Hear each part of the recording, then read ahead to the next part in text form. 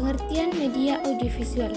Media audiovisual adalah alat bantu audiovisual yang artinya bahan atau alat yang digunakan dalam kondisi atau situasi belajar untuk membantu tulisan dan juga kata yang diucapkan dalam mengungkapkan pengetahuan, ide, dan sikap.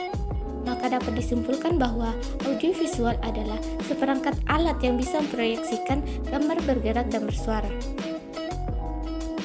D. Ciri-ciri media audiovisual. Yang pertama, penyajian memiliki sifat linear. Yang kedua, disajikan dengan cara yang sudah ditetapkan sebelumnya oleh pembuat atau perancangnya.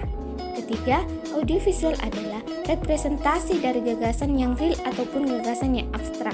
Yang keempat, dikembangkan menurut prinsip psikologis behaviorisme dan juga kognitif. Yang kelima, menyajikan visual yang bersifat dinamis atau selalu berubah dan bergerak.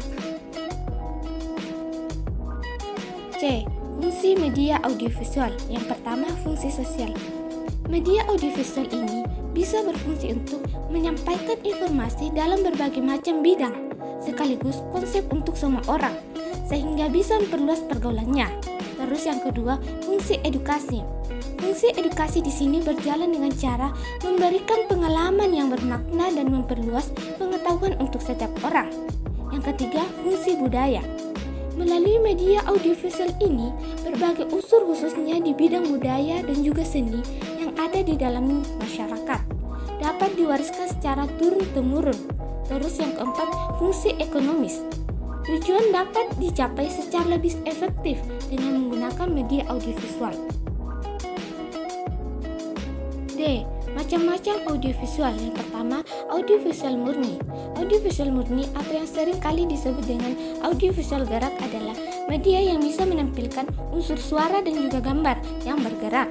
Unsur suara ataupun unsur gambar tersebut berasal dari suatu gambar. A. Film bersuara. B. Video. C. Televisi. Yang kedua, audiovisual tidak murni, di mana audiovisual tidak murni ini adalah media yang memiliki unsur suara dan gambar yang berasal dari sumber berbeda. Contohnya itu sound slide atau film bingkai suara. E.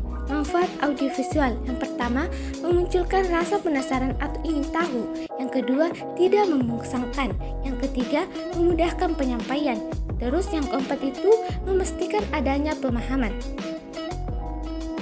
F.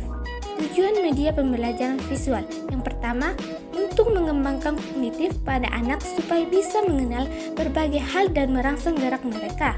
2. Untuk mengajarkan berbagai pengetahuan mengenai prinsip-prinsip dan juga hukum tertentu. Yang ketiga, untuk menunjukkan beberapa contoh dan juga cara bersikap yang menyangkut interaksi siswa. Terus yang keempat atau yang terakhir, untuk menyampaikan materi informasi yang paling efektif. G. Kelebihan dan kekurangan media pembelajaran audiovisual. Adapun kelebihannya itu, yang pertama, bahan untuk pembelajaran jadi lebih mudah dipahami. Yang kedua, bagi para pengajar dalam memberikan materi dan juga mengajar akan menjadi lebih bervariasi. Yang ketiga, siswa menjadi tidak mudah bosan dalam mengikuti kegiatan pembelajaran. Adapun kekurangannya itu, yang pertama, dalam penyajian setiap materi bisa memunculkan suara yang tidak jelas, sehingga materi pun menjadi sulit dipahami. Yang kedua, dikarenakan menggunakan verbal yang tidak selalu sama, maka dibutuhkan kemampuan penguasaan kata dan bahasa yang baik. Terus yang ketiga atau yang terakhir, jika gambar kurang jelas, maka materi yang disampaikan pun menjadi kurang optimal.